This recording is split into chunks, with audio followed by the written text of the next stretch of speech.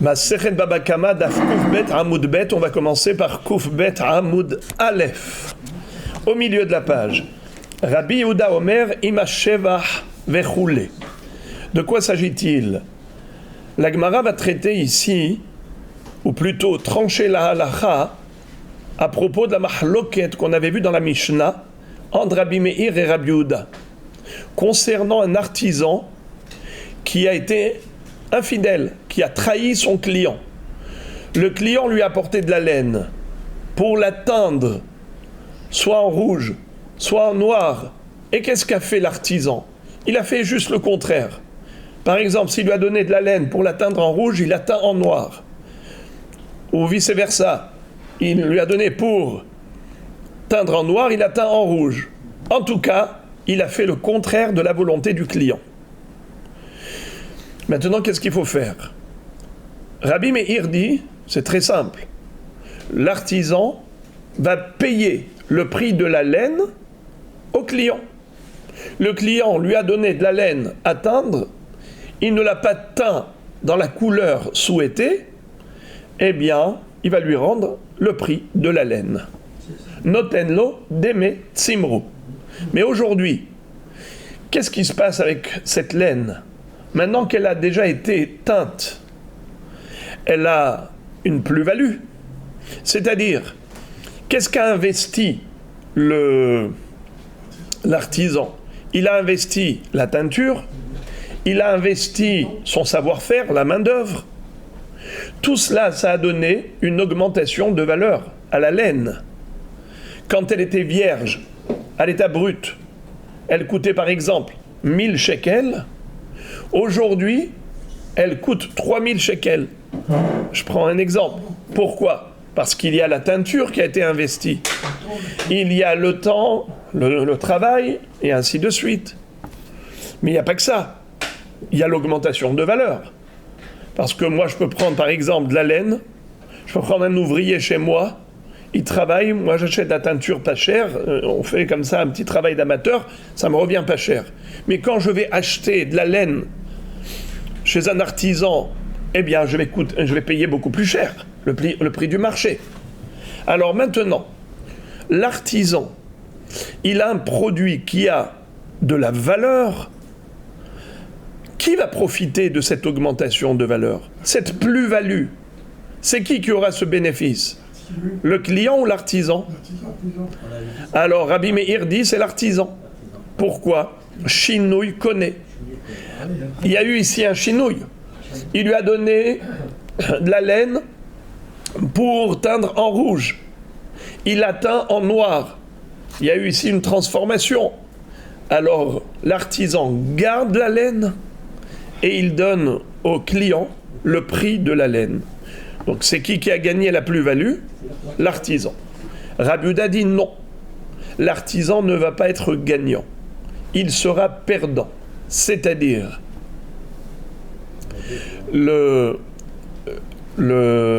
l'acheteur, s'il le souhaite, il va dire à l'artisan, le client qui a donné la laine, il va dire à l'artisan, moi maintenant, je récupère cette laine, la plus-value, le bénéfice, c'est moi qui vais le gagner. Moi, ce que je te donne que les frais. Combien ça t'a coûté la teinture? Combien ça a coûté du temps, le travail? Je te donne la yetsia. La yetsia, c'est-à-dire les frais. Et si le sheva, c'est-à-dire l'augmentation de valeur de la laine, grâce à cette nouvelle couleur, la somme des deux, l'addition de la laine plus l'augmentation de valeur, ça vole pas très haut. C'est même inférieur à l'investissement. C'est même inférieur aux frais investis pour raison X. Eh bien, il va lui dire, je te paye même pas les frais. Toi, l'artisan, je te paye juste l'augmentation de valeur. Ça, si par exemple, il a investi 500 shekels de teinture pour les 1000 shekels de laine, Eh bien maintenant, en tout, en investissement, il y a 1500. Mais imaginons que pour raison X, dans le marché, cette laine rouge, elle coûte 1200 shekels. Pas 1500, pas 2000. Elle coûte 1200. Eh bien, il lui payera 200 shekels. Il ne payera pas les 500 shekels. Si par exemple au marché ça coûte 1800, eh bien il lui payera 500. Ça veut dire que l'artisan sera toujours perdant. Yad ha'umman ala tahtona. Il sera toujours inférieur. Soit il lui paye que l'investissement, soit que la plus-value. Si la plus-value est inférieure à l'investissement, il payera la plus-value. Si l'investissement est inférieur à la plus-value, il payera l'investissement. En hébreu, Ima sheva yater ala yetzi'a, meshalem et a yetzi'a. Ima yetzi'a yetera ala sheva, meshalem et a sheva. Ça veut dire que Rabbi Yehuda sanctionne l'artisan et lui dit: tu ne vas pas profiter de cette trahison. Il te l'a donné pour teindre dans une couleur précise, tu as fait le contraire. Tu as fait le contraire, eh bien, tu ne vas pas être gagnant. Tu as perdu ton temps. Voilà comment Rabbi Yehuda sanctionne l'artisan. Alors que Rabbi Meir, entre guillemets, a favorisé l'artisan. Pourquoi? Car il dit l'artisan, il va s'acquitter comment? Il paye au client le prix de la laine, le prix initial de la laine vierge, et c'est tout. Et toute la plus-value, c'est qui l'encaisse? C'est l'artisan. Donc selon Rabbi Meir, l'artisan va sortir gagnant. Selon Rabbi Yehuda, l'artisan va sortir perdant. Knas. La halakha, elle est comme qui? Comme Rabbi Meir ou comme Rabbi Yehuda? Alors lisons.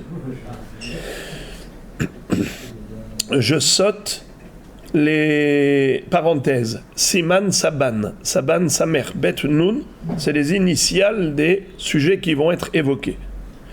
Yativ Rav Yosef, Ahore de Rabbi Abba Kame de Rav Huna.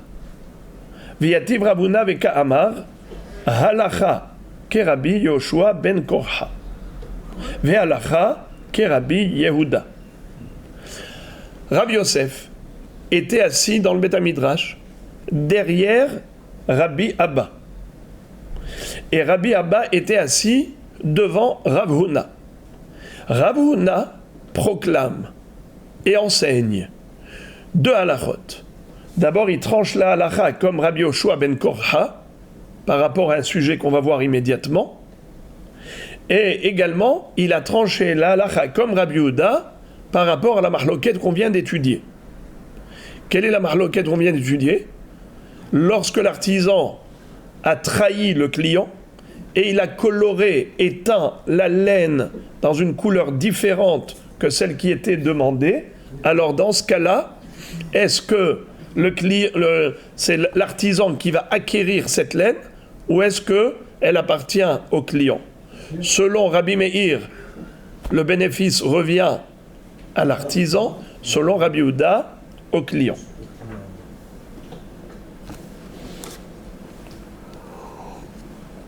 Selon Rabbi Yehuda, il faudra rendre la laine au client. Alors, Rav Huna, il a été possédé la halakha comme qui? Comme Rabbi Yehuda. Alors, il a été possédé la halakha comme deux hachamim. Rappelez-moi le nom des deux hachamim. Pour une halakha, on sait de quoi on parle. Pour la deuxième halakha, on ne sait pas encore, on va voir. Alors, donnez-moi le nom des deux hachamim. Très bien. Il a dit la halakha est comme Rabbi Yoshua ben Korha et la halakha est comme Rabbi Yehuda. Donc, dans la mahloket Rabbi Yehuda et Rabbi Meir, halakha comme Rabbi Yehuda. Mahloket Rabbi Yoshua ben Korha et hachamim, halakha comme Rabbi Yoshua ben Korha. Alors, regardez comment Rav Yosef va s'énerver. Ah, derinu Rav Yosef léapé. Rav Yosef a boudé. Il va dire, quand quelqu'un s'énerve, comment il fait? Oh, il tourne la tête.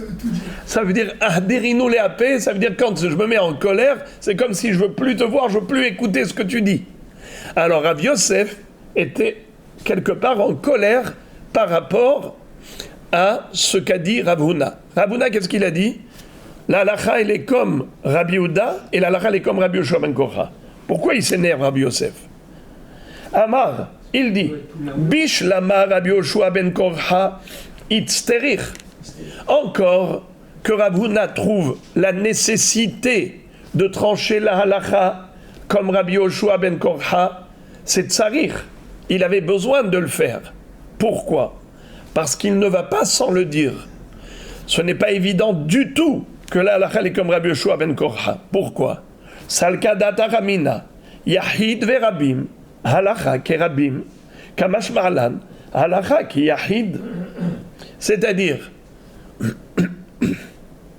si Rav Huna n'avait pas tranché la halakha comme Rabbi Yoshua ben Korcha, j'aurais dit que la halakha elle est plutôt comme Chachamim et pas comme Rabbi Yoshua ben Korcha, vu que Chachamim sont majoritaires et Rabbi Yoshua ben Korcha est minoritaire. Et on a une règle générale, Yahid verabim, halakha kerabim, quand il y a une mahloket entre un Chacham et tous les autres Chachamim sont contre lui, eh bien la halakha elle est comme la majorité. Alors là, c'est un super hidouche de dire que la halakha est comme Rabbi Yoshua ben Korcha, car il est Yahid. Et de manière exceptionnelle, Rav Huna a dit, bien qu'en général, Yahid, Verabim, Halakha, Kerabim, mais à toute règle, son exception. Et l'exception confirme la règle. C'est-à-dire que, ici, Rav Huna a trouvé que Rabbi Yoshua ben Korcha avait raison, bien qu'il soit contre l'opinion générale, l'opinion majoritaire. Alors, je comprends la nécessité de dire quelque chose qui n'est pas évident. Alors, Rav Huna qui a dit halakha ki Rabbi Yoshua ben Korcha, c'est normal. Mais par rapport à Rabbi Yehuda et Rabbi Meir, il n'avait pas besoin de dire que la halakha est comme Rabbi Yehuda. C'est évident que la halakha est comme Rabbi Yehuda. Pourquoi c'est évident? On va voir tout de suite. Donc, il y a deux choses qu'on a besoin de voir. Premièrement, qu'est-ce que c'est que cette histoire de la halakha qui est Rabbi Yoshua ben Korcha? De quoi il parle? De quoi il parle? On est dans le flou total. Et deuxièmement, pourquoi il dit que c'est évident que la halakha est comme Rabbi Yehuda? Pourquoi c'est évident? Alors on va voir ces deux éléments. Rabbi Yoshua ben Korcha Maïhi, c'est quoi le sujet dont parlait Rabbi Yoshua ben Korcha? Détania, comme il est écrit dans la braïta suivante. Rabbi Yoshua ben Korcha Omer, Milva bishtar en nifraim mehem, milva alpe nifraim mehem, ipene shu kematzil miyadam. Qu'est-ce que ça veut dire? Pour comprendre le sujet, une petite introduction. Au début de Masechet Avodah Zara, on nous enseigne que pendant 3 jours avant la fête des idolâtres, c'est-à-dire quand ils ont une fête qu'ils célèbrent en l'honneur de leur idole, il ne faut pas réjouir le cœur des idolâtres. Car lorsqu'ils sont joyeux, ils vont remercier leur divinité. Donc quelque part, si toi tu réjouis le cœur de l'idolâtre, eh bien, tu prêtes allégeance à l'idole. Tu confortes la Avodah Zara. Tu lui donnes de la force à la Avodah Zara. Alors, 3 jours avant la célébration des fêtes, entre guillemets, de Avodah Zara, que la Mishnah d'ailleurs appelle Yom Iddehen, le jour de leur moquerie, le jour de leur dégradation, le jour de leur défaite. C'est-à-dire, au lieu d'appeler ça la fête, on l'appelle la défaite. C'est-à-dire qu'on ne veut même pas mettre à l'honneur la fête de Avodah Zara. En tout cas, 3 jours avant le Yom Iddehen, il ne faut pas les réjouir.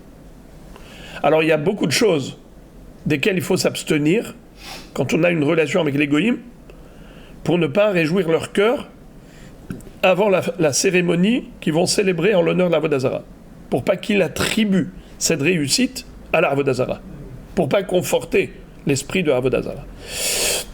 Alors, entre autres, parmi les restrictions instaurées par nos maîtres, c'est qu'il ne faut pas rembourser une dette, pardon, il ne faut pas réclamer et se faire rembourser une dette de l'idolâtre. Par exemple, un juif a prêté 1 million de shekels ou 1 million d'euros à l'idolâtre, au Oved Avodah Zara. L'idolâtre, quand il a remboursé sa dette, il est content. Pourquoi ? Parce que tant que la dette lui pesait sur le cœur, il n'était pas tranquille. La nuit, quand il mettait sa tête sur l'oreiller, il avait une angoisse. C'est une dette envers le juif. Quand maintenant tu encaisses le remboursement de la dette, tu l'as déchargé de cette pression psychologique qui pesait sur son cœur. Maintenant, il se sent soulagé. Il a remboursé la dette aux Juifs. Ce soulagement, il ne faut pas le lui offrir 3 jours avant la fête de Avodah Zara.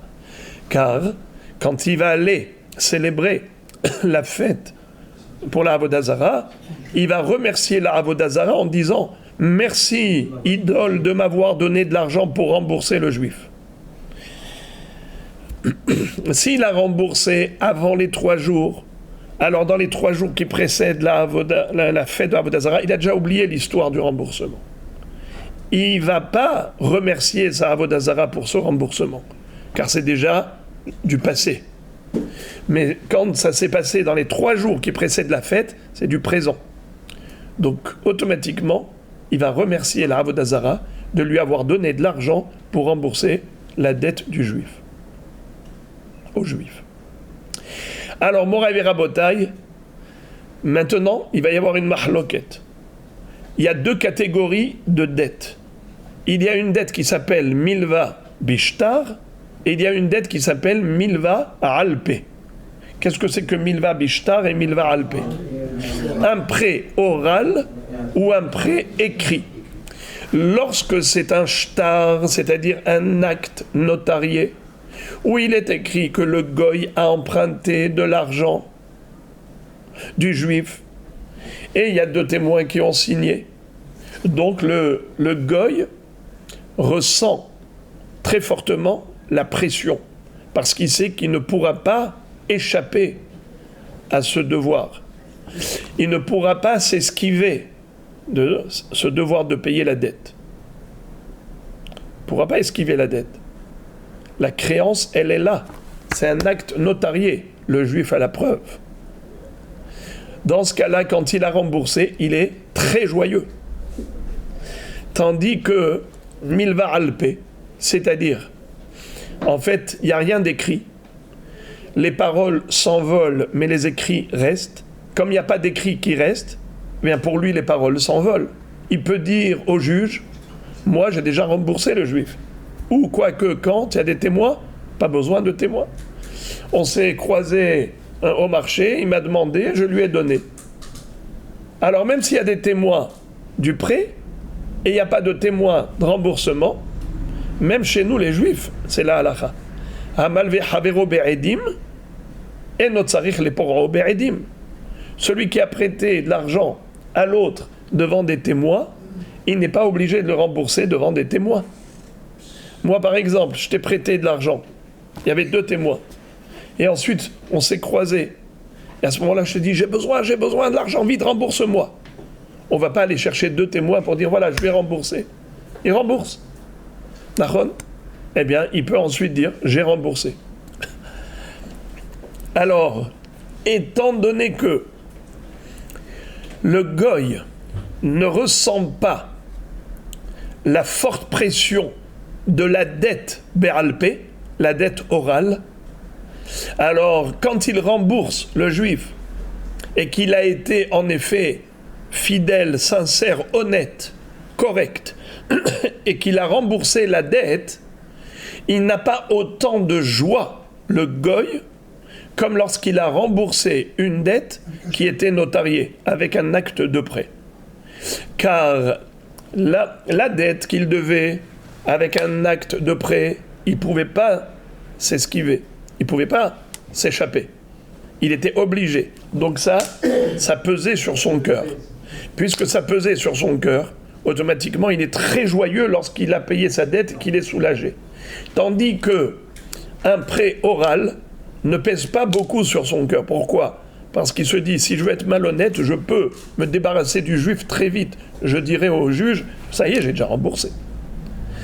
Alors, même quand plus tard il va rembourser honnêtement sa dette, correctement, sa joie n'est pas aussi grande.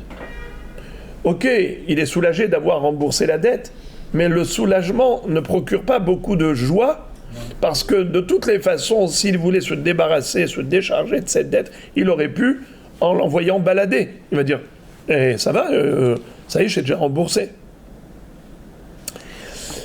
Du fait que la joie n'est pas aussi intense lors d'un remboursement d'un prêt oral comme le remboursement d'un prêt écrit, la mahloket entre Hachamim et Rabbi Yoshua ben Korha, elle est justement par rapport à un remboursement d'un prêt oral.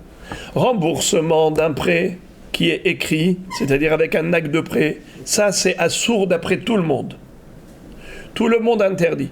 Pourquoi ? Parce que ça c'est sûr que ça procure de la joie. Donc ne lui réclame pas le remboursement pendant les 3 jours qui précèdent la fête d'idolâtrie.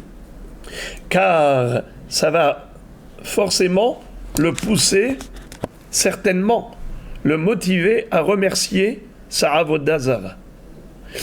Mais qu'en est-il d'un remboursement d'un prêt oral ? Est-ce qu'on peut accepter pendant les 3 jours qui précèdent la fête de avoda zara ? Oui ou non ? Ça procure de la joie, mais pas beaucoup. Est-ce que cette joie est suffisante pour interdire l'encaissement de la dette ? Ou bien le créancier, lui, a le droit de recevoir ce remboursement. Le créancier juif a le droit de recevoir le remboursement du goy, même pendant les 3 jours qui précèdent la fête de Avodah Zara. Il reçoit le remboursement, c'est mieux, déjà. Alors Rabbi Yoshua ben Korha dit il peut. Pourquoi ? Parce qu'il dit la joie, elle n'est pas grande, déjà. Et le juif, il a sauvé son argent. Ben oui. Au moins, il sait qu'il vaut mieux un tien que 2 tu auras. Là déjà, maintenant, ce qui est sûr, c'est qu'il a touché son remboursement. It's very good. On ne sait pas de quoi il fait le lendemain. Aujourd'hui, il fait preuve d'honnêteté, mais peut-être que dans une semaine, la tête va lui tourner. Alors, maintenant, Matzil Miyadam, il sauve son argent de leurs mains. C'est Rabbi Yoshua ben Korha. Mais Hachamim disent non, il n'a pas le droit d'encaisser aucun prêt, aucune créance, ni une dette qui est notariée, une créance avec acte de prêt, et ni même milva alpé, un prêt oral. Même ça, c'est assourd, car dans les 2 cas, ça procure de la joie à l'idolâtre. Et donc, certainement, il va remercier son idole.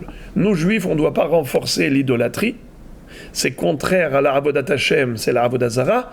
Eh bien, il faut être prêt à risquer son argent en disant non, ne me rembourse pas maintenant, plus tard, pour qu'il reste avec la pression sur le cœur et qu'il ne remercie pas son idole en disant merci de m'avoir donné les moyens de me libérer, me décharger de mes prêts.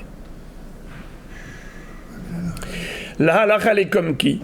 Normalement, Yahid verabim, halakha kerabim, mais là, exceptionnellement, la halakha est comme Rabbi Yoshua ben Korha. Alors, Rav Yosef va dire que Rav Huna ait trouvé la nécessité de nous enseigner que la halakha est comme Rabbi Yoshua ben Korha, c'est bien. Parce que sans Rav Huna, je ne l'aurais pas su. J'aurais pu facilement croire que là, la halakha est comme qui ? Comme Hachamim, et pas comme Rabbi Yoshua ben Korha, parce que Yahid verabim, halakha kerabim. Ça, c'est dans cette mahloket. Mais dans l'autre mahloket qui n'a rien à voir, la deuxième mahloket, Rabbi Yehuda et Rabbi Meir, qui est à propos du teinturier, c'est une autre mahloket, ce sont 2 sujets. Simplement, c'est qu'ici, il a été posé comme Rabbi Yoshua ben Korha, et ici, il a été posé comme Rabbi Yehuda. Dans la mahloket Rabbi Yehuda et Rabbi Meir, il a dit la halakha est comme Rabbi Yehuda. Je ne vois pas quelle est la nécessité de nous le dire, puisque c'est évident. Ah bon ? Pourquoi c'est évident ? Regardez, il va nous expliquer, Rabbi Yosef, pourquoi il s'est énervé, parce que c'est évident que l'halakha, elle est comme Rabbi Yehuda. Rav Huna n'avait même pas besoin de le dire. Et là, halakha qui est Rabbi Yehuda, l'amali. Pourquoi Rav Huna avait besoin de dire quelque chose qui va sans dire? Si ça va sans dire, pourquoi le dire? Il ne faut pas parler de trop. D'accord? Il faut peser ces mots, le poids des mots. Alors, et là, la Rabbi Yehuda, la Mali, mahloket ve'acharkar stamhi. Pourquoi c'est évident que la halakha est comme Rabbi Yehuda? Car c'est une mahloket ve'acharkar stam. Vous connaissez la règle. Quand on a dans les Mishnayot une Mishnah qui nous dit qu'il y a une mahloket entre tel Rav et tel Rav. D'accord? Non, il y a une mahloket. Il y a par exemple Rabbi Yehuda, Rabbi Meir. Rabbi Yehuda dit blanc, Rabbi Meir dit noir. Ensuite, plus tard, on a une Mishnah qui ne donne pas de nom. La Mishnah, elle est écrite Stam. Rabbi Meir. Il y a écrit Stam. Oui, Stam. Allez, maintenant, vous êtes accrochés à Rabbi Meir. Maintenant, je vous dis Rabbi aussi et Rabbi Shimon. Il y a une mahloket entre Rabbi Shimon et Rabbi aussi. D'accord? Et ensuite, plus tard, on a une Mishnah qui est Stam. Oui. La halakha, elle est qui Stam Mishnah. Pourquoi? Mahloket ve'harkar Stam. Au début, on avait une mahloket entre Rabbi Shimon et Rabbi aussi. Et ensuite, Rabbeinu HaKadosh, qui a cité cette mahloket, ce même Rabbeinu HaKadosh qui a rédigé les Mishnayot, plus tard, il nous écrit dans le même propos, il nous écrit une Mishnah qui cite l'une des deux opinions, Oui. mais sans donner le nom. Le nom. Ça s'appelle Stam, c'est-à-dire une Mishnah qui a été écrite Stam, sans mentionner de nom. Ça s'appelle une Mishnah générale, Stam. Il n'y a pas de nom. Il n'y a pas de nom. Je pensais que c'était Rabbi Meir automatiquement. Oui, Stam Mishnah Rabbi Meir, oui, c'est vrai. Mais parfois, on peut avoir aussi une Stam Mishnah qui est quelqu'un d'autre aussi. D'accord. En général, c'est Rabbi Meir. Mais ça peut arriver que ce soit quelqu'un d'autre. Donc maintenant, on a Mahloket Rabbi Shimon et Rabbi aussi, par exemple. Plus tard, je vois une Stam Mishnah. La halakha, elle est comme qui? Comme le premier Rav, Rabbi aussi, ou comme le deuxième Rav, Rabbi Shimon? Eh bien, ça dépend de la deuxième Mishnah, la Stam. Si la Stam, elle est comme Rabbi aussi, la halakha, elle est comme Rabbi aussi. Si la Stam, elle est comme Rabbi Shimon, la halakha, elle est comme Rabbi Shimon. Pourquoi? Parce que Rabbeinu HaKadosh, quand il a écrit Stam Mishnah, c'est pour dire la halakha, elle est comme ça. Répétons, Mahloket ve'acharkar stam. Halakha ki stam. Maintenant, quel est le din si c'est l'inverse? D'abord, on a une Stam Mishnah. Et ensuite, on a une Mahloket. D'abord, il y a une Mishnah qui est écrite Stam. De manière générale, il n'y a pas de nom. On nous donne une halakha. Et après, on voit que cette même halakha, en fait, elle est débattue. Elle fait l'objet d'une controverse. Il y a une Mishnah, il y a une Mahloket à ce propos. Il y a un Rav. Rabbi Yossi, il dit blanc, et Rabbi Shimon, il dit noir. Et la Mishnah là-bas, qu'est-ce qu'elle a dit? Elle est blanc ou noir? Elle a dit par exemple blanc, ou par exemple noir. Alors, si elle a dit blanc, est-ce que la halakha est comme le blanc? Et si elle a dit noir, est-ce que la halakha est comme celui qui a dit noir? Bah, pourquoi pas? Non. Parce que quand est-ce qu'on dit que la halakha elle est qui Stam Mishnah? C'est seulement si d'abord il y a écrit la mahloket, et ensuite il y a le Stam. Alors le Stam, il vient trancher la mahloket. Tandis que si c'est d'abord le Stam et ensuite Mahloket, au contraire, le débat est ouvert. Si le débat est ouvert, on ne sait pas quelle est la halakha. Et ensuite, il faut approfondir pour trouver la halakha. Alors Rav Yosef, pourquoi s'est-il mis en colère?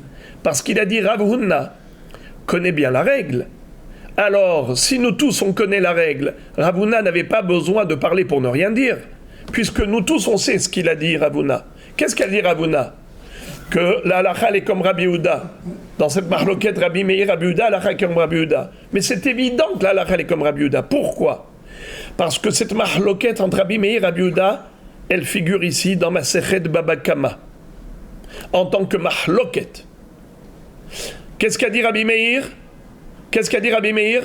Qui est-ce qui gagne la plus-value de la laine qui a été teinte dans une couleur non souhaitée, non souhaitable? C'est l'artisan qui gagne. Il ne paye que le tsemer au client. Tandis que Rabbi Yehuda a dit Knas, on va sanctionner l'artisan, il sera toujours perdant.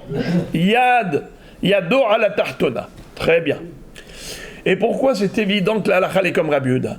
Parce que dans Masechet Baba Metzia, qui vient après Masechet Baba Kama, là-bas il y a une Mishnah qui dit comme ça. Kol ha-hozerbo, kol ha-meshane, yado à la tartona. Kol ha-hozerbo, yado à la tartona. Là-bas, on parle des employés. Un employé qui a planté son employeur. L'ouvrier a commencé le travail, et en plein milieu du travail, il s'en va et il laisse mskin, l'employeur, c'est-à-dire le patron, celui qui l'a embauché, il le laisse en plan. Il a planté. Maintenant, qu'est-ce que l'autre va faire? Eh bien, il va aller chercher d'autres ouvriers. Mais maintenant, s'il faut payer plus cher, ce sera au détriment des employés précédents. Il retient leur salaire pour payer avec leur salaire le surplus. Par exemple, ceux du matin ou ceux d'hier, ils ont pris 1000 shekels pour la journée. Ceux, pour compléter le travail, ils prennent 1500 shekels de la journée. Qu'est-ce qu'il fait? Au lieu de payer les premiers, il dit, ceux qui vont compléter le travail, c'est 1500. Il va prendre 500 de ceux d'hier, il va rajouter au nouveau Oumanim. En tout cas, celui qui a été Hozerbo, Yado à la Tartona. Si c'est l'employeur ou l'employé qui se rétracte, c'est celui qui se rétracte en plein milieu du contrat qui va être perdant. Pareil, là-bas il est écrit Kol ha-meshane, Yado à la Tartona. Et tout celui qui a changé, Meshane, c'est-à-dire qui a fait autrement que ce qu'il devait faire. Par exemple, le client a donné la laine à l'artisan pour teindre en rouge et il a teint en noir la laine. Qui a été méchané? L'artisan. C'est lui qui a fait chinouille. Alors, quel sera le din? Le din sera d'après Rabbi Meir, qui gagne? L'artisan. D'après Rabbi Yehuda, l'artisan est perdant. Qu'est-ce que nous dit la Mishnah dans Masechet Baba Metzia? Comme Rabbi Meir ou comme Rabbi Yehuda? Comme Rabbi Yehuda, puisqu'elle a dit Kol ha-meshane, Yado à la Tartona. Kol ha-meshane, Yado à la Tartona. Celui qui a changé du contrat, eh bien c'est lui qui est perdant. Sa main, elle est en dessous, pour traduire littéralement. Sa main, elle est en dessous. Yado à la Tartona. Ça veut dire il est inférieur, il est perdant. Alors, tu vois, tu as une mahloket dans Baba Kama, entre Rabbi Meir et Rabbi Yehuda. Et tu as une Mishnah dans Baba Metzia, où on ne nous parle pas ni de Rabbi Meir, ni de Rabbi Yehuda, mais on voit bien que c'est exactement l'opinion de Rabbi Yehuda. Ça veut dire que Rabbeinu HaKadosh, rédacteur des Mishnayot, il a écrit d'abord la mahloket, et ensuite il a écrit Stam, mahloket ve'acharkar Stam, halakha ki Stam, c'est la règle générale. Donc on voit clairement que Rabbeinu HaKadosh a tranché la halakha, comme Rabbi Yehuda. Alors pourquoi vous n'avez besoin de le dire? Il va sans dire. Pourquoi le dire? On ne parle pas pour ne rien dire. C'est pour ça que Rabbi Yosef s'est mis en colère.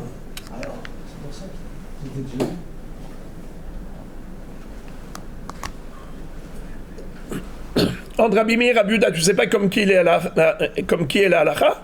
C'est sûr que c'est Rabbi Yehuda. La halakha est comme Rabbi Yehuda, puisque tu vois que c'est mahloket ve'acharkar Stam, mahloket bebaba kama, et c'est Stam bebaba metzia. Voilà donc, on va relire ça dans les mots. Et la halakha qui est Rabbi Yehuda, la mali, de trancher la halakha comme Rabbi Yehuda, la mali. Pourquoi vous n'avez besoin de me le dire? Mahloket ve'acharkar Stam, ou mahloket ve'acharkar Stam, halakha ki Stam, mahloket bebaba kama.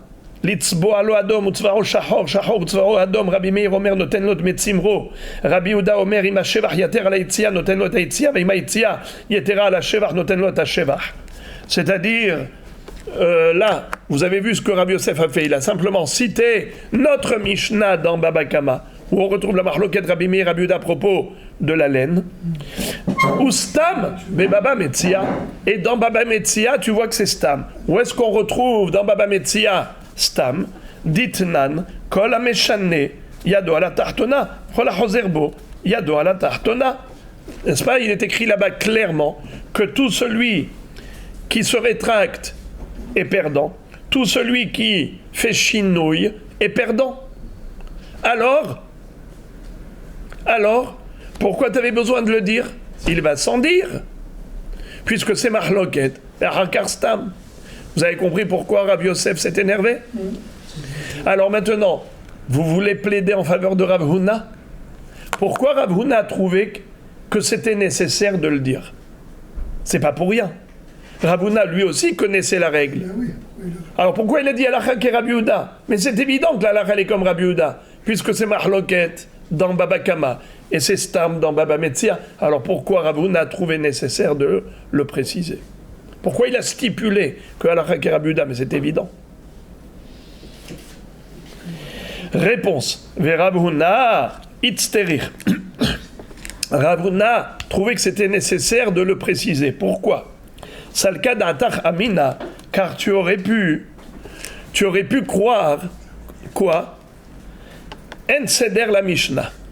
Tu aurais pu penser que il n'y a pas de seder dans la Mishnah. Rabotai. Qu'est-ce qu'on avait dit tout à l'heure? Quand est-ce qu'on dit la halakha ki stam? C'est seulement si d'abord on a cité la mahloket et ensuite on a cité le stam. Mais si c'était l'inverse, d'abord stam et ensuite mahloket, alors en halakha ki stam. Ok? Alors Rabotai, ici, on a dit mahloket elle est dans Baba Kama. Et stam c'est dans Baba Metzia. Lui, qu'est-ce qu'il dit? Rav Huna, il dit en seder la Mishnah. Il n'y a pas de seder la Mishnah. Et donc, s'il n'y a pas de seder la Mishnah, ça veut dire que tu ne sais pas quand est-ce que Rabbeinu Akadosh a écrit d'abord cette Mishnah. Est-ce que c'est cette Mishnah qu'il a écrite d'abord ou c'est cette Mishnah qu'il a écrite d'abord? Puisque tu ne sais pas, alors tu ne sais pas c'est laquelle c'est Mahloket et laquelle c'est Stam. Peut-être que c'est Mahloket vers Hakar Stam, mais peut-être c'est le contraire. D'abord il a écrit la Stam et ensuite il a écrit celle où il y a Mahloket. Et donc tu ne peux pas savoir si la halakha est comme Stam. Car peut-être qu'il a écrit d'abord Stam et ensuite Mahloket. Donc dans ce cas-là, il n'y a pas de halakha qui Stam. Alors regardez. Sal kadata chamina en seder la Mishnah. Tu aurais pu penser qu'il n'y a pas d'ordre dans les Mishnayot. Et donc, s'il n'y a pas d'ordre, ou Stam ve'achakar Mahloketi.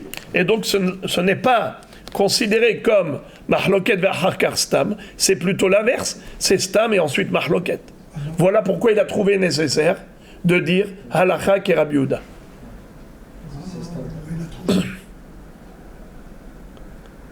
Vous avez compris pourquoi il a dit halakha ki Rabbi Yehuda? Parce que c'était pas évident.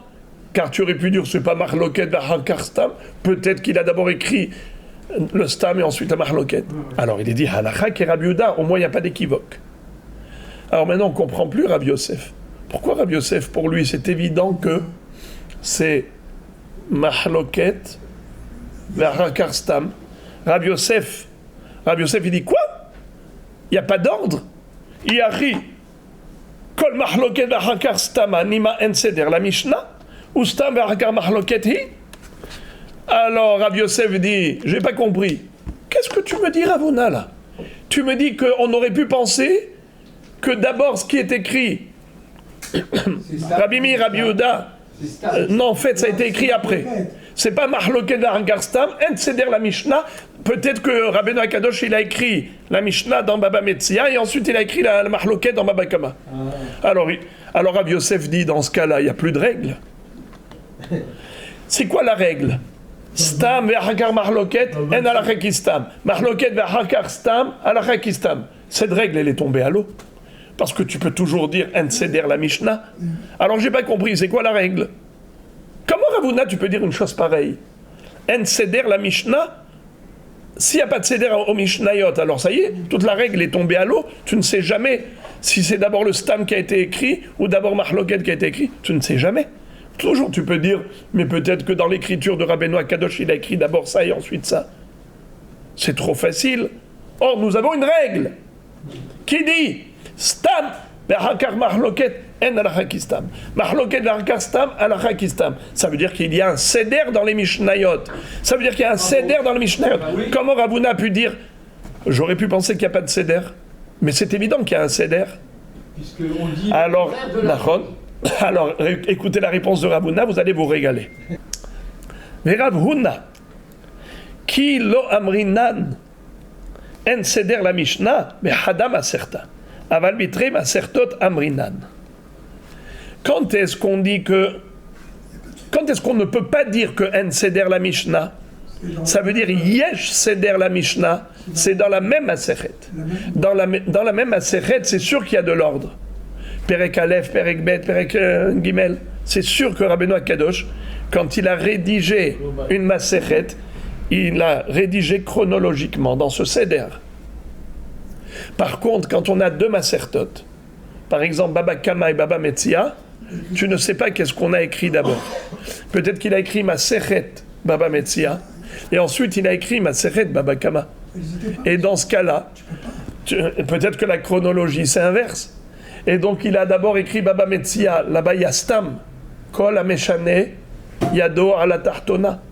Et ensuite il a écrit Baba Kama, Mahloket, Rabbi Meir, Rabbi Yehuda. Là tu ne sais pas comme qui est la halacha. C'est pour ça que Rav Huna a dit halacha qui est Rabbi Yehuda. Mais les trois babotes, c'est... Alors, Rabbi Yosef. Alors, pourquoi Rabbi Yosef s'est énervé? Rabbi Yosef, Kula Nezikin Hadam Asertahi. Parce que Rabbi Yosef, il dit que Baba Kama, Baba Metzia et Baba Batra, c'est considéré comme une seule Gemara. C'était une seule. C'est une seule Mishnah. C'est une seule. C'est trois babotes.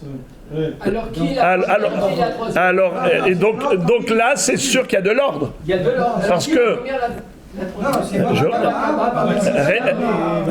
Rabbi Yeshua, vous n'avez pas entendu.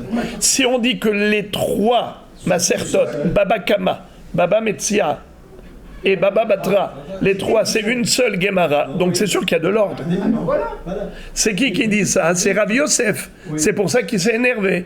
Il dit, puisqu'il y a de l'ordre, donc c'est évident que ça s'appelle Mahloket, Ve'achar Stam. Mais Rav Huna dit non. Baba Kama, c'est une Maseret. Baba Metzia, c'est une autre Maseret. Baba Batra, c'est une autre Maseret. Et donc, il est possible que Rabbeinu Akadosh a écrit d'abord Baba Metzia et ensuite il a écrit Baba Kama. Et donc, la mahloket entre eux, c'est de savoir est-ce que Baba Kama, Baba Metzia et Baba Batra, c'est considéré une seule Maseret ou est-ce que c'est considéré trois Masertot? Rav Yosef dit c'est une seule, Rav Huna dit c'est trois. Alors, quelle est la différence? Eh bien, la différence, c'est est-ce qu'il y a de l'ordre ou il n'y a pas d'ordre? Si, d'après Rav Yosef qui dit que les trois, c'est considéré comme une seule Maseret, c'est sûr qu'il y a de l'ordre. Et donc, s'il y a de l'ordre, voilà pourquoi il s'est énervé. Il dit d'abord, il a écrit Mahloket dans Baba Kama. Ensuite, il a écrit Stam dans Baba Metzia. Donc, ça s'appelle Mahloket, Ve'achar Stam. Donc, c'est sûr que la halakha est comme Rabbi Yehuda, puisque c'est le Stam Mishnah dans Maseret Baba Metzia. Alors, pourquoi il avait besoin de le dire? Il va sans le dire. Pour ça qu'il s'est énervé. Mais Rav Huna dit non, je suis pas d'accord avec toi. Toi, tu dis que les trois Masertot, c'est une seule Maseret, donc il y a de l'ordre entre Baba Kama, Baba Metzia. Pas du tout. Je suis pas d'accord avec toi. Moi, je dis que ce sont trois Masertot différentes. Et donc, tu es d'accord avec moi que quand on est dans deux Masertot différentes, il n'y a pas d'ordre. Car il se peut qu'il ait écrit d'abord Baba Metzia et ensuite Baba Kama, parce que moi, je pense que Baba Kama et Baba Metzia, ce sont deux Masertot, contrairement à toi qui dis que c'est considéré comme une seule Maseret. Alors, toi, tu t'es énervé parce que tu crois que c'est une seule Maseret. Donc, c'est sûr qu'il y a un ordre. Mais moi, je dis que ce sont deux Masertot. Donc il n'y a pas d'ordre. Voilà. Donc selon Rav Huna qui dit que ce sont deux Masertot, donc il n'y a pas d'ordre. Donc s'il n'y a pas d'ordre, donc c'est sûr qu'il fallait trancher la halakha clairement comme Rabbi Yehuda, parce qu'il ne va pas s'en dire. Mais on ne peut pas dire que chaque Maseret est à part entière. Je ne comprends pas ce que vous dites. Je vais le répéter pour la énième fois. Que c'est la mahloket entre Rav Yosef et Rav Huna, à savoir, est-ce que ces trois, Baba Kama, Baba Metzia et Baba Batra, c'est une seule Maseret ou bien ce sont trois? Alors qu'est-ce que vous dites? On peut dire que quoi? Que c'est une seule? On peut dire que c'est trois, mais c'est ça la mahloket. Alors, ce que vous allez dire comme là, ah ben vous n'avez pas dit comme l'autre. Vous allez dire comme l'autre, vous n'avez pas dit comme là. Alors c'est la mahloket, comme toutes les mahloket du chasse. Voilà. Donc, la conséquence de cette mahloket, c'est de savoir est-ce qu'on peut appliquer la règle Car la règle, elle est en fonction de l'ordre. Mais l'ordre, il n'y en a que dans la même macérette. Il n'y a pas d'ordre dans deux macertotes. Et la question ici était de savoir, est-ce que Baba Kama et Baba Metzia, c'est une macérette ou bien est-ce que c'est deux macertotes? Voilà pourquoi Rabbi Yosef, qui considère que c'est une seule macérette, il dit donc ça ne sert à rien de dire que la halakha est comme Rabbi Yehuda. Mais c'est évident que la halakha est comme Rabbi Yehuda, puisque Mahloket dans Baba Kama et Stam Mishnah comme Rabbi Yehuda dans Baba Metzia. Mais Rav Huna dit, il fallait le préciser. Pourquoi? Parce que ce sont deux macertotes différentes, et dans deux macertotes différentes, on n'applique pas la règle de Mahloket Vachar Stam, car il est possible qu'il ait écrit d'abord cette macérette, Baba Metzia, et ensuite Baba Kama. Ve'i ba'itima mishum de katane la gabil cheta psikta kol hameshane yado ala tachtona vechol hachozer bo yado ala tachtona. Deuxième raison pour laquelle Rabbi Yosef s'est énervé. Et il dit à Rav Huna, admettons que tu aies raison. Admettons que Baba Kama et Baba Metzia et Baba Batra, ce sont trois macertotes totalement distinctes, qui n'ont rien à voir l'une avec l'autre. Et donc, comme tu prétendais que dans deux macertotes, il n'y a pas de règle de Mahloket Vachar Stam. Malgré tout, c'est évident que la halakha est comme Rabbi Yehuda. Pourquoi c'est évident? Pourquoi c'était... On a déjà expliqué. Pourquoi c'est évident? Pour une autre raison. Car Hilcheta Psikta. Ça veut dire quoi Hilcheta Psikta? C'est une Mishnah de verdict. Une Mishnah de halakha tranchée. De halachot tranchée. C'est-à-dire, si vous lisez le sujet dans Masechet Baba Metzia, de quoi elle parle la Mishnah là-bas? Elle ne parle pas du tout d'un artisan. On parle là-bas de quelqu'un. On parle pas ici de là-bas, on parle pas de teinture, quelqu'un qui a donné à l'artisan. Là-bas, on parle de quelqu'un qui a embauché des ouvriers et les ouvriers se sont rétractés au milieu du travail. N'est-ce pas? Ils ont planté le pauvre employeur. C'est de cela qu'on parle là-bas, de la Socheret Haumanim. Quel rapport là-bas avec l'histoire de quelqu'un qui a donné de la laine au teinturier, le dit mets-moi en rouge, et il lui a coloré en noir ou noir coloré en rouge? Quel rapport? C'est que simplement, on a voulu, dans cette Mishnah, trancher des halachot. Et on a dit comme ça, Kol hameshane yado ala tachtona, Kol hachozer bo yado ala tachtona. Ça veut dire que tu vois que Rabbeinu Akadosh a décidé dans cette Mishnah de prononcer des verdicts, de trancher des halachot. La preuve, c'est qu'il y a ici un cheveu dans la soupe. On a fait rentrer un sujet hors sujet dans cette Mishnah. Pourquoi faire? Si ce n'est que pour trancher la halacha. Si tu vois que Rabbeinu Akadosh, rédacteur des Mishnayot, a déjà tranché la halacha en disant Kol hameshane yado ala tachtona, ce qui correspond à l'opinion de Rabbi Yehuda, dans la Mahloket Rabbi Meir Rabbi Yehuda, qu'est-ce qu'a dit Rabbi Yehuda? On sanctionne l'artisan. Kol hameshane, il a fait shinouï, yado ala tachtona. Il est perdant. Donc tu vois que Rabbeinu Akadosh, il a tranché la halakha. Alors pourquoi, toi Rav Huna, t'avais besoin de le dire, mais il va sans dire? Ah, ça c'est vous qui bien marqué. Ça veut dire que Rabbeinu Akadosh, quand il a écrit Kol hameshane yado al tachtona, c'est un psak halakha. Si c'est déjà écrit, pourquoi toi, Rav Huna, le Hémora, tu répètes ce qu'a déjà dit le Tana clairement? Voilà pourquoi il s'est énervé, Rabbi Yosef. Fin du sujet, et on continue. Tanu Rabanan. Hanoten ma'ot lishluho. Likach lohitin velakach mehen seorin velakach mehen hitin. En effet, on va changer de sujet, mais en restant toujours dans le même esprit, à savoir le din de Shinouï. Avant, on a parlé d'un artisan qui a changé d'objectif. L'objectif du client, c'était de colorer la laine en rouge ou de la teindre en noir. Et l'artisan a fait un chinouille. Il a fait autrement que sa shlichut. Ici, nous allons parler également d'un shaliach, un délégué qui a été mandaté pour faire une action. Et il a fait une autre action. Mais on va parler précisément d'un shaliach qui est comme un associé. C'est-à-dire, il y a un investisseur et il y a le commercial. L'investisseur, je vais l'appeler Réhouven.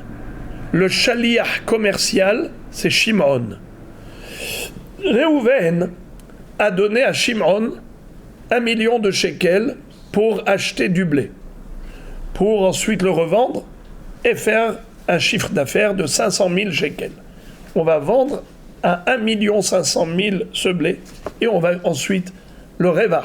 Les 500 000 shekels, on va se les partager tous les deux. Chacun va prendre 250 000 shekels de bénéfices. Alors, c'est qui l'investisseur de 1 million de shekels? C'est Réhouven. Le commercial qui est parti acheter pour ensuite revendre, c'est Shimon. Qu'est-ce qu'il était censé acheter? Du blé. Qu'est-ce qu'il a fait finalement? Il a acheté de l'orge. Réhouven a investi 1 million et il a envoyé acheter du blé. Et Shimon, il a utilisé le million pour acheter de l'orge. Alors regardez ce qui est écrit. Qu'est-ce qu'on fait ensuite si jamais il y a eu une faillite? Qui est-ce qui va être perdant?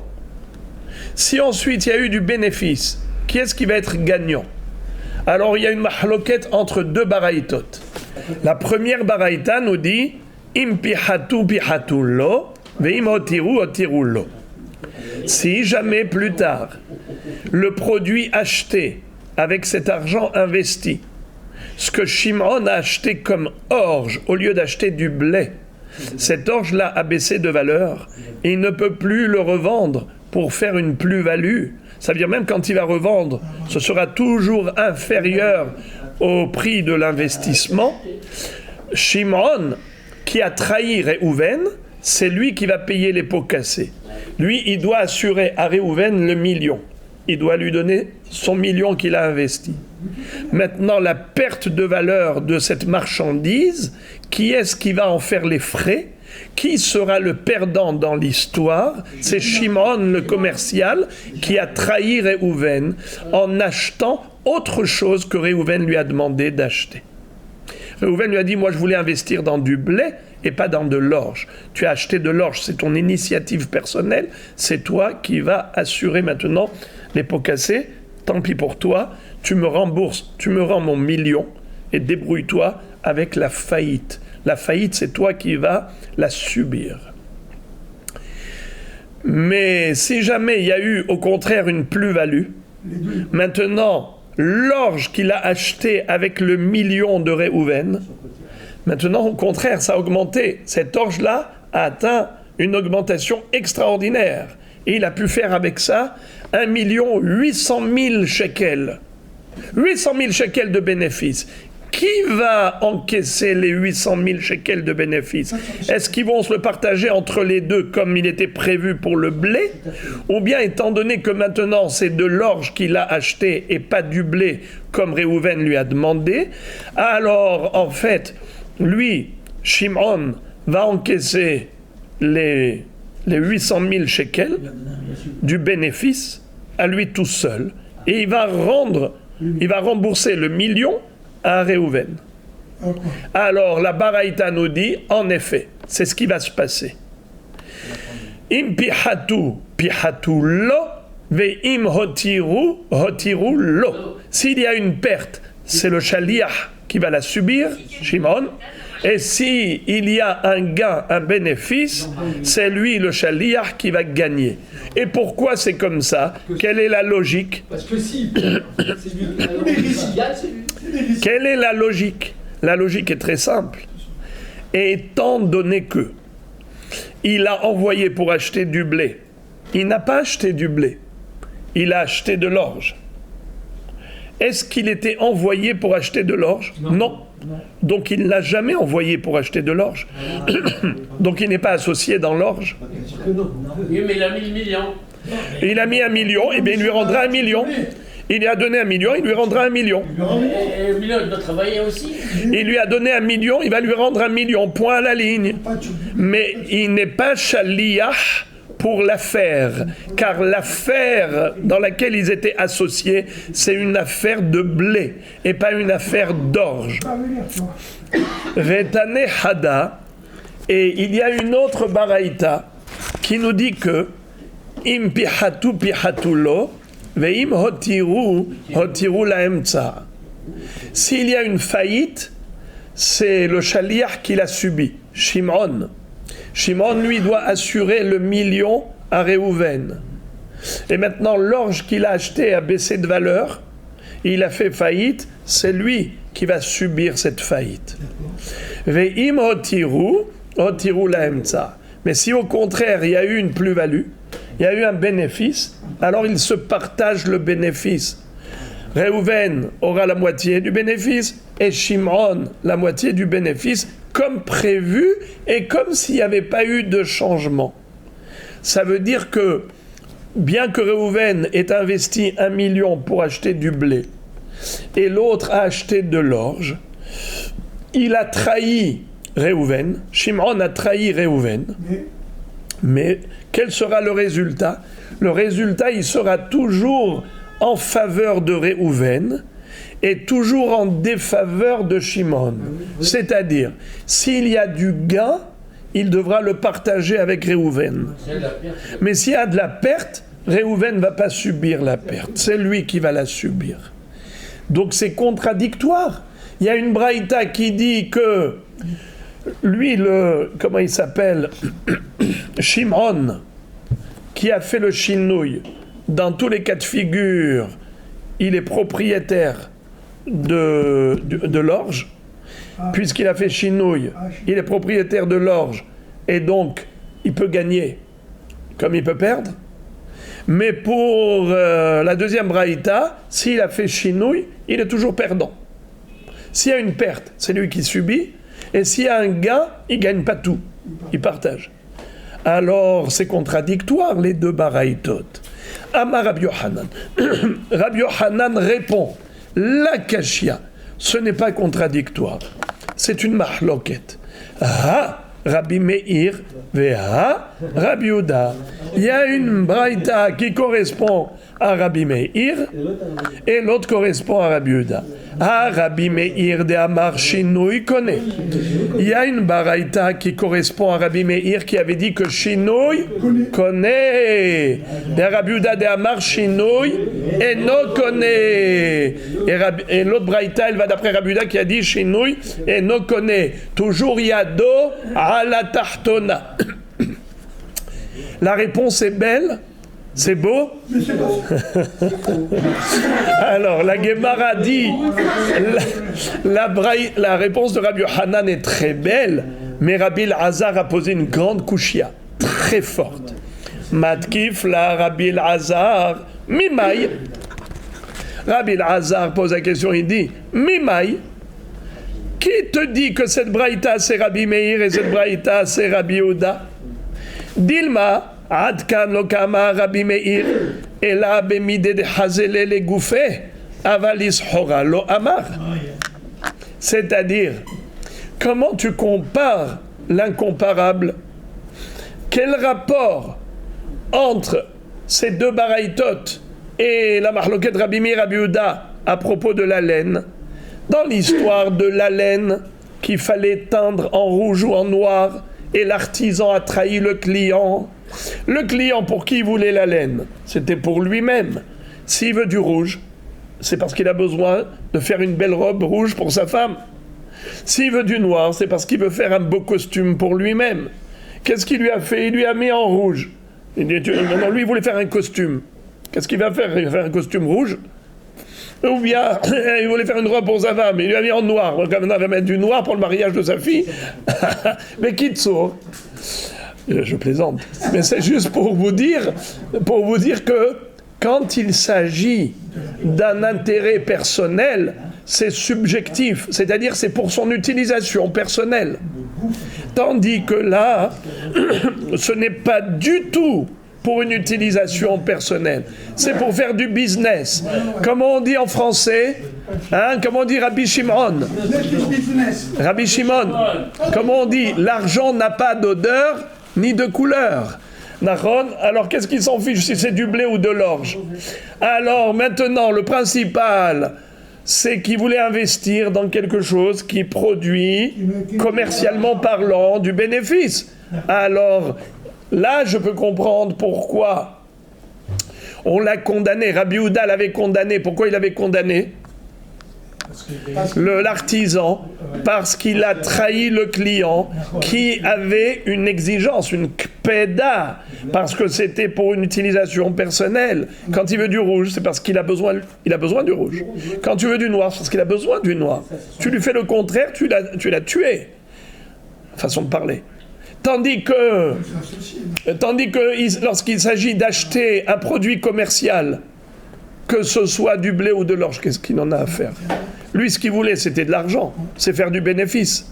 Donc tout ce qu'il rapporte, eh bien, c'est très bien.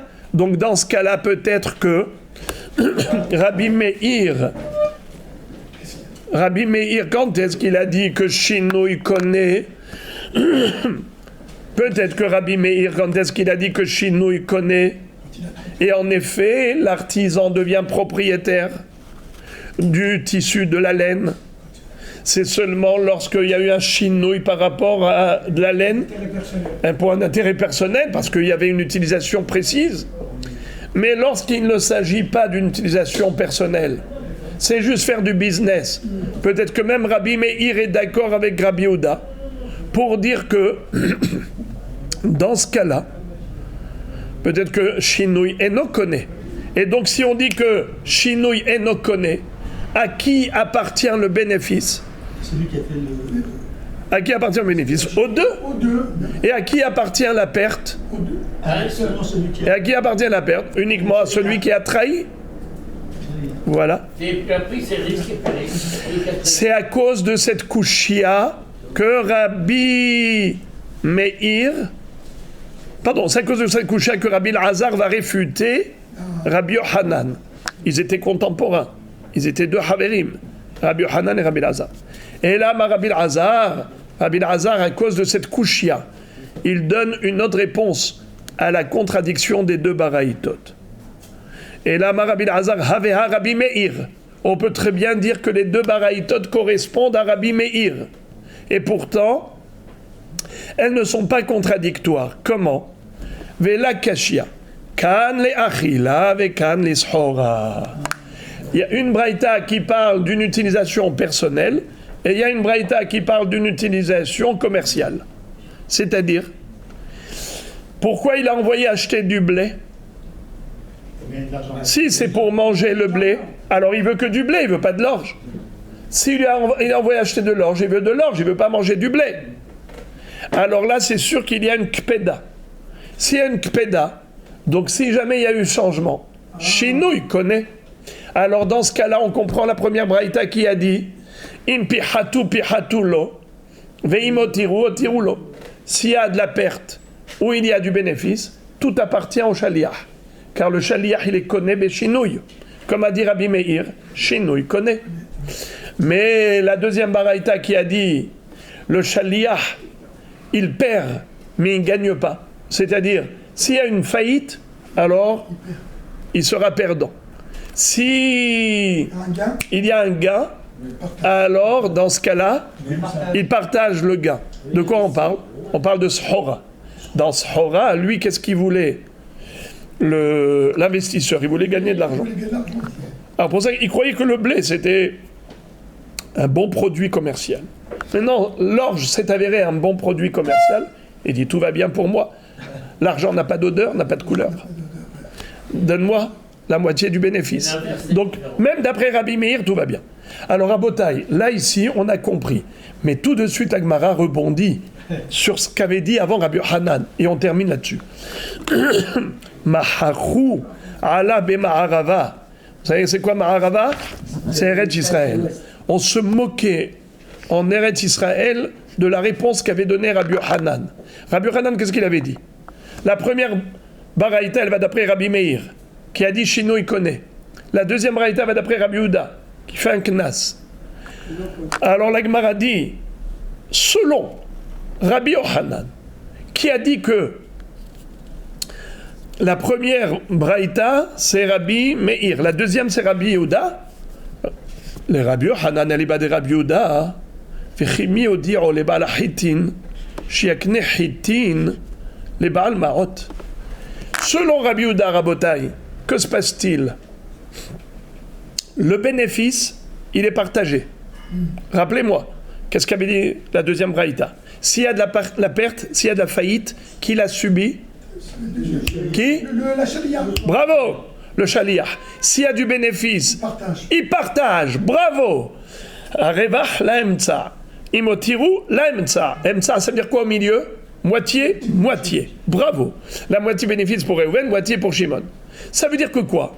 Que Réhouven, il est propriétaire de la moitié de l'orge. Ouais. Alors qu'il a envoyé pour acheter du blé. Écoutez quelque chose. La question de la Gemara, mais Maharav, pourquoi, qu'est-ce qui peut me dire? C'est quoi Maharav? Stam, j'ai oublié de vous dire tout à l'heure. C'est quoi Maharav? C'est l'ouest. Pourquoi Eretz Israël s'appelle l'ouest? Bravo. Par rapport à la Babylonie qui se trouvait à l'est. Donc celui qui est en Babylonie, pour lui l'ouest c'est Eretz Israël. Une règle. Quand il y a un acheteur, il y a forcément un vendeur. Le vendeur, quand il donne à l'acheteur, il sait que il est en train de lui vendre quelque chose. Il a la kavana de lui vendre. Il voit l'acheteur devant lui. Mais si l'acheteur, lui, est envoyé par quelqu'un, d'accord? Et il achète pour cette personne. Et finalement, il a trahi la personne. Ici, Shimon est allé chez Lévi acheter de l'orge pour lui et pour Réhouven. Car Réhouven a donné 1 million pour investir dans le blé. Mais au lieu d'acheter du blé chez Lévi, il a acheté de l'orge. Lévi, il vend l'orge à Shimon, il n'a pas vendu pour Réhouven. Alors comment Réhouven peut être propriétaire de la moitié du bénéfice de l'orge alors qu'il n'a jamais été propriétaire de l'orge? Si on dit que Réhouven et Shimon sont associés au niveau de la propriété de l'orge, car Réhouven a investi l'argent, Shimon a investi le temps et le savoir-faire commercialement parlant. Donc lui, il est commercial, il investit son savoir-faire, son temps, son voyage. Réhouven investit le million. Tous les deux, ils sont propriétaires de l'orge. D'accord? Dans la mesure où il a acheté pour les deux. Mais là, maintenant, il n'a pas acheté ce que Réhouven a demandé. Donc Réhouven n'a pas acheté l'orge. Donc l'orge à qui il appartient? À Shimon. C'est à lui que Lévi a vendu l'orge. Donc si Shimon est propriétaire de l'orge, des 100%, comment Réhouven il peut obtenir 50% des bénéfices, mais il n'est pas propriétaire des 50% de l'orge? C'est lui qui a une dotation, c'est normal. Répétons. Vechi miodiro les Baal Hitim chez Yakne. Je ne dis pas chez Ikne. Chez Yakne Hitim les Baal Marot. Qui est-ce qui a informé Lévi, le propriétaire du blé, ou bien de l'orge? Là, je parlais de... Ça peut être l'inverse. Blé, orge, blé, ça dépend de ce qu'il lui a demandé d'acheter.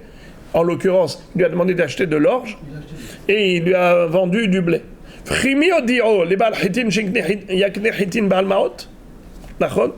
Donc, comment est-ce possible? Comment est-ce possible de dire qu'il va être bénéficiaire de la moitié comme Rabbi Yehuda? Alors, ça c'est la kushia qu'en Eretz Israël, on posait presque avec ironie sur Rabbi Yochanan. Comment Rabbi Yochanan a pu dire une chose pareille? Que la deuxième braïta qui a dit qu'il partage les bénéfices, ça va d'après Rabbi Yehuda. Mais en l'occurrence, il y a un Lévi dans l'histoire. Lévi, c'est le vendeur du blé ou de l'orge. Donc lui, sa kavana de vendre, elle était que pour l'acheteur qui est Shimon, pas pour Réhouven qui est l'investisseur, car il n'a pas investi dans ce produit. Alors, comment ça se fait qu'il est devenu propriétaire de 50% des bénéfices alors qu'il n'est pas propriétaire des 50% du produit commercial. Matkif. Alors, la question, ça c'était entre guillemets la moquerie. Rav Shmuel bar Sasrati, on ne retrouve pas beaucoup dans le chasse ce nom. Matkif la Rav Shmuel bar Sasrati. Rav Shmuel bar Sasrati dit comment vous vous moquez de Rabbi Yochanan? Alors moi je me moque de vous. Iachi afilu hitin ve hitin namelo. Même lorsqu'il a envoyé pour acheter du blé et il a acheté du blé, pourquoi vous êtes d'accord que d'après tout le monde, ils se partagent les bénéfices? Mais Réhouven a donné de l'argent à Shimon. Shimon a été acheter le blé chez Lévi. Ok, il lui a dit, tiens, va acheter du blé. Il a acheté du blé. Mais Lévi, à qui il a vendu le blé? À Shimon. Shimon, c'est lui l'interface. C'est lui qui est venu acheter. Alors dans l'esprit du vendeur, c'est qui l'acheteur? C'est Shimon.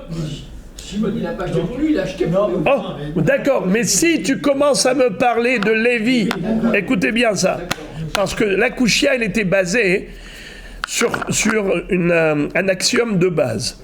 L'axiome de base, c'est que tout transfert de propriété lors de l'achat et vente, c'est qu'il n'y a pas que l'achat, il y a aussi la vente. Il n'y a pas que la vente, il y a aussi l'achat. Pour réaliser une transaction commerciale, il faut un acheteur et un vendeur. Et il n'y a pas que l'action, il y a aussi l'intention.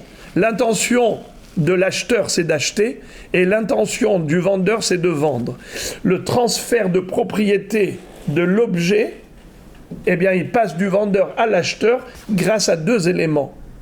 Grâce à l'intention et l'action de l'acheteur, et grâce à l'intention et l'action du vendeur. Si c'est cela qui réalise le transfert de propriété, alors lorsqu'il y a une troisième personne qui est derrière, c'est-à-dire Réhouven qui n'était pas là, alors au début on a posé la question, mais comment Réhouven peut être propriétaire des 50% de bénéfices, alors qu'il n'est même pas propriétaire des 50% du blé, puisque Lévi n'a pas voulu lui vendre à lui, à Réhouven, il a voulu vendre à Shimon.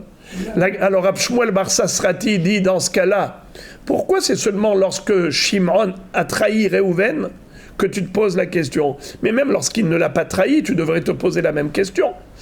Shimon a acheté du blé comme Réhouven lui a demandé. Dans ce cas-là, tout le monde est d'accord qu'ils se partagent le bénéfice. Mais pourtant, ils ne devraient pas se partager le bénéfice, vu que Réhouven n'a jamais été propriétaire de 50% du blé, puisque c'est qui l'a acheté le blé? C'est Shimon. À qui Lévi l'a vendu? À Shimon. Donc on a un Shimon et on a un Lévi. Un transfert de propriété ne se fait pas que grâce à Shimon, ça se fait aussi grâce à Lévi. Et l'intention de Lévi, c'était de vendre à Shimon et pas de vendre à Réhouven. Alors comment Réhouven peut être propriétaire des 50% du blé que Shimon a acheté? C'est comme ça que Rav Shmuel bar Sasrati se moque de leurs questions. Il dit de la même façon que ici vous êtes d'accord qu'il a acheté Réhouven, même s'il y avait l'interface qui était Shimon. Donc c'est pareil, qu'il ait acheté du blé ou de l'orge, que ça change. Réhouven est propriétaire de la moitié, malgré tout. Alors Rabbi Abaou lui dit non, ta réponse n'est pas bonne. Amar Rabbi Abaou shane hitin ve hitin de shlichute ka'avid. C'est-à-dire, il lui a dit, tu compares l'incomparable. Quand il a été fidèle à sa shlichut, donc il est considéré comme le Baal Baït lui-même. C'est-à-dire, Shimon, c'est le prolongement de Réhouven. Même si Réhouven ne s'est pas fait connaître à Lévi, mais Lévi voulait vendre à Shimon, mais dans Shimon, il y a deux personnes. Dans Shimon, il y a Shimon et Réhouven. Car Shimon, il est Shimon, mais il est aussi chaliard de Réhouven. Donc il achète le blé pour les deux. Étant donné que Shimon a été fidèle à sa shlichut, il a acheté du blé comme Réhouven lui a demandé. Donc il achète le blé pour les deux. Il shloho chez la dame kemoto. Le délégué, c'est comme l'envoyeur. Le mandataire, puisqu'il a mandaté, c'est comme lui-même. Alors dans ce cas-là, il n'y a aucun problème. Par contre, écoutez la fin, c'est là l'essentiel. Par contre, lorsqu'il n'a pas acheté ce qu'il lui a demandé d'acheter, il n'est plus chaliah. Oui, il est plus engagé. Étant donné qu'il a été infidèle à sa mission, tu ne peux pas considérer qu'il est son prolongement. Il ne peut être son prolongement que s'il est fidèle à sa shlichut. Mais là, il n'est pas shaliach. Il a nommé shaliach pour acheter du blé. Il a acheté de l'orge. Ou de l'orge, acheter du blé. Il n'est pas shaliach. Donc, dans ce cas-là, du coup, Shimon devient autonome. Si Shimon devient autonome, alors la kavana de Lévi, c'est de vendre à Shimon et pas de vendre à Réhouven. Alors, comment tu as pu dire à Rabbi Yochanan que selon Rabbi Yehuda, il se partage les bénéfices